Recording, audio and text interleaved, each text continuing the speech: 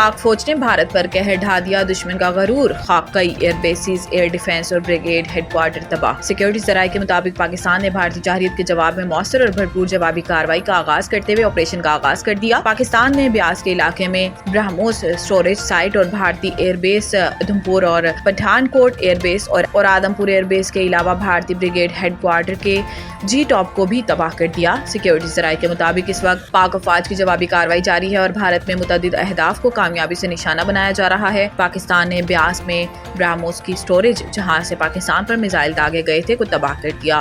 Operation کے نتیجے میں پاکستان ایئر فورس کے JF-17 تھنڈر کے ہائپر سوئنگ میزائلوں نے آدمپور میں بھارت کا S-400 سسٹم تباہ کر دیا۔ S-400 ایئر ڈیفنس سسٹم کی مالیت لگ بھگ $1.5 بلین ہے۔ اس کے علاوہ بھارتی بریگیڈ ہیڈ کوارٹر کے جی ٹاپ کو بھی تباہ کر دیا گیا، جبکہ سپلائی ڈپو اڑی کو بھی تباہ کر دیا۔ پاکستان کے پاس کوئی چوائس نہیں چھوڑی تھی۔ نائب وزیر اعظم و وزیر خارجہ اسحاق ڈار نے کہا ہے کہ پاکستان نے آج کی کارروائی بھی دفاع میں کی۔ بھارت نے پاکستان کے پاس کوئی چوائس نہیں چھوڑی تھی۔ اسحاق ڈار نے اپنے ایک بیان میں کہا ہے کہ بھارتی حملوں میں ہمارے 35 افراد شہید ہوئے، جبکہ بھارت کے 80 ڈرونز گرائے جا چکے ہیں۔ انہوں نے کہا کہ بھارت کے مذموم عزائم جاری تھے۔ نور خان شورکوٹ سکھر ایئرپورٹ پر حملے ہوئے، پاکستان جوابی کارروائی اپنے دفاع میں کر رہا ہے۔ بھارت جارحیت سے باز نہیں آ رہا۔ ہم نے بنیاد مرصوص آپریشن شروع کیا۔ انہوں نے کہا کہ ایک طرف امن کی بات اور دوسری طرف حملے، یہ بغل میں چھری منہ میں رام رام والی بات ہے۔ ہم نے آپریشن شروع کر دیا، فتح ہماری ہوگی۔ اسحاق ڈار کا کہنا ہے کہ وہ بارڈر کی خلاف ورزی کریں گے تو ہم دفاع کا حق رکھتے ہیں۔ بھارت نے پاکستان پر الزامات لگائے، اب تک کوئی الزام ثابت نہیں ہو سکا۔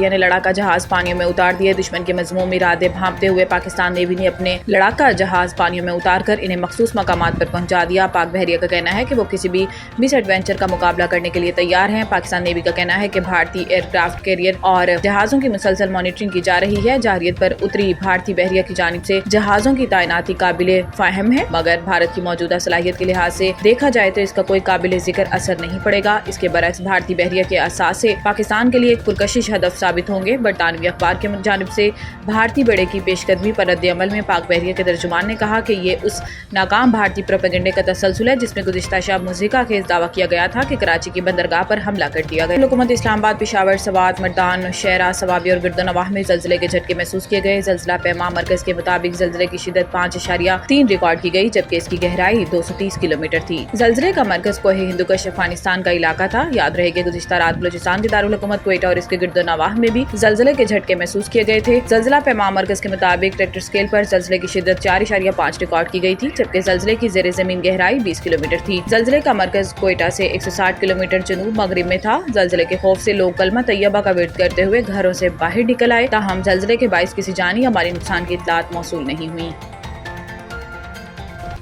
اسلام آباد chief traffic officer captain retired Syed Zeeshan Haider کی ہدایت پر ٹریفک پولیس ایجوکیشن ونگ نے ٹریفک والنٹیئرز اور لائسنس کی درخواست دہندگان کو ہیلمٹ کے صحیح استعمال، مقررہ لین میں ڈرائیونگ رفتار کی حد کا خیال رکھنے، چھوٹی سڑکوں سے بڑی سڑکوں میں شامل ہونے اور ڈرائیونگ کے دوران فون استعمال سے گریز کے متعلق لیکچر دیا گیا۔ مظفر آباد وزیر حکومت آزاد ریاست جموں کشمیر سردار محمد جاوید ایوب نے حلقہ کوٹلہ شوائی کا دورہ کیا۔ وزیر حکومت نے بھارتی گولہ باری سے شہید ہونے والے محمد یعقوب کے گھر جا کر لواحقین سے تعزیت کی اور مرحوم کے درجات کی بلندی کے لیے دعا کی۔ اس کے علاوہ انہوں نے بھارتی فائرنگ سے زخمی محمد سفیر ایوان ایڈوکیٹ کی بیٹی کی عیادت بھی کی اور متاثرہ خاندان کو امدادی چیک فراہم کیے۔ اپنے بیان میں وزیر حکومت نے بھارت کی جانب سے رات کی تاریکی میں بزدلانہ کارروائی کی شدید مذمت کی اور کہا کہ پاک فوج نے بھارتی جارحیت کا منہ توڑ جواب دیا، جس کے بعد بھارت کو پسپائی اختیار کرنا پڑی۔ انہوں نے مزید کہا کہ کشمیری اور پاکستانی قوم پوری طرح افواج پاکستان کے ساتھ کھڑی ہے۔